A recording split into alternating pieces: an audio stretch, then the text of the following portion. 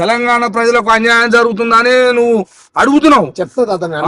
అన్ని చేస్తున్నావు, వాళ్ళ పట్టున అడుగుతున్నావు. కానీ వాళ్ళేమో నువ్వు అనే వాళ్ళు నీ మీద దాడి చేస్తారు. ఇప్పుడు తెలంగాణ వ్యాపారస్తుల మీదనేమో నా వ్యాపారస్తులు దెబ్బతింటున్నాయి అదేమో నువ్వు అడుగుతున్నావు. మరి వ్యాపారస్తులు అందరూ అక్కడోళ్ళు చిన్న చిన్నగా లేస్తున్నారు. వాళ్ళు ఇప్పుడిప్పుడే మరి వాళ్ళందరూ వచ్చి నీ కాడ అండగా ఉండరా అనేది మళ్ళీ ఉంటుండొచ్చు. కానీ నిన్న డౌట్ పిల్లగా ఉండరా మళ్ళా నువ్వేమో ఇంత పెద్ద తీసుకున్నావు ఎట్లా? ఇప్పుడు నేనేమంటున్నాడు తాత, వాళ్ళు చంపినా పొడిచినా పోలీసు వాళ్ళు ఇబ్బంది పెట్టినా నా కుటుంబాన్ని చేసిన కిషన్ రెడ్డి, బండి సంజయ్, ఇంకేదా ఇక్కడ రేవంత్ రెడ్డి వాళ్ళందరూ కుమ్మక్కై నన్ను చంపేయాలనుకున్నా.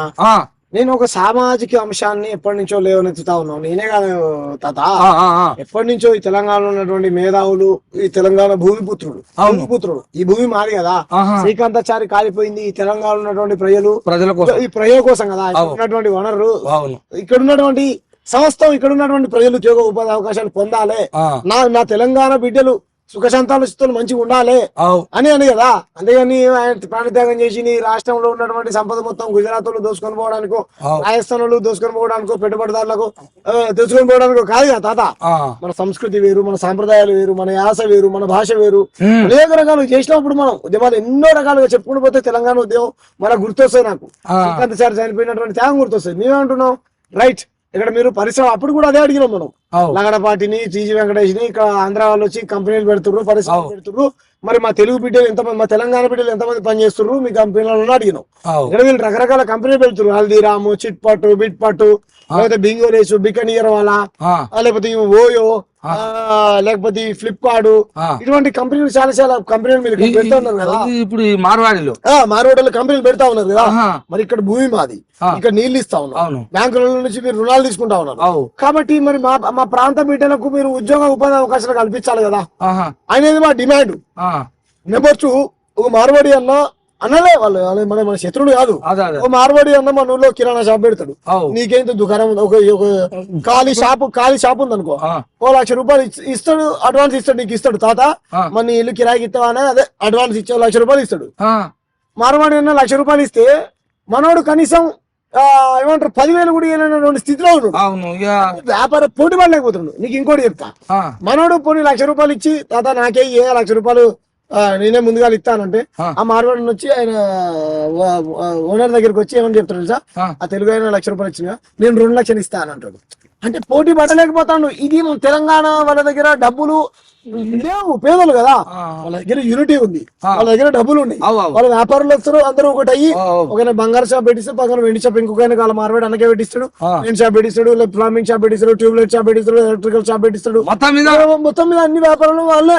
ఒక్కడు వచ్చిందంటే 10 మంది లాగుతాడు. సరే రాని తప్పలేదు కాదండి, కానీ ఇక్కడ ఏంటంటే మేము ఎలా చేసుకోవాలి వ్యాపారం ఇక్కడ మన ఇంట్లో. సరే మరి మీరు చాలా మంది ఏమంటారు, మరి నువ్వే అనొచ్చు, ఏం పిల్ల నువ్వు చేసుకుంటే ఎవడొద్దన్నాడు అని ఇది అనొచ్చు, రైట్.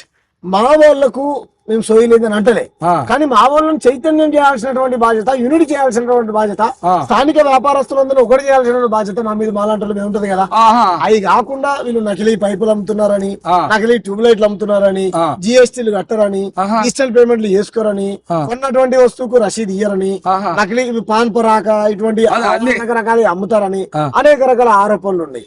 ఒకవేళ వీళ్ళు ఊర్లో 4-5 సంవత్సరాలు ఉంటాడు, షేటు మంచోడా అని గ్రామ ప్రజలందరూ నమ్మి 4 పైసలు కూడా పెడితే ఊర్లో చెక్కేస్తాడు. మన భువనగిరిలో ఈ రోజు నిన్నగాక మన యాదాద్రి భువనగిరి జిల్లా ఏ ఊరు, అది కంపెనీ, టైర్ల కంపెనీ కాటపల్లి అనేటువంటి మార్వాడైనది. మొత్తం 3 ఊర్లు, చిన్న పిల్లలు, ముసలోళ్ళు అనారోగ్యాలు పారవడం, వాళ్ళ వెనకాల రాజకీయ నాయకులు ఉన్నాడు. కానీ ఇటువంటి నేను కాదు కదా, ఈ రోజు సమాజ్ కూడా ప్రెస్ మీట్ పెట్టారు కదా, వాళ్ళంతా మాట్లాడినా, గుజరాత్ పాశ్మే నేను అందరూ మాట్లాడిన సమాజం. దాంట్లో ఎవరు ఉన్నారు? వాళ్ళందరూ హిందువులే కదా, వాళ్ళందరూ తెలంగాణ బిడ్డలే కదా.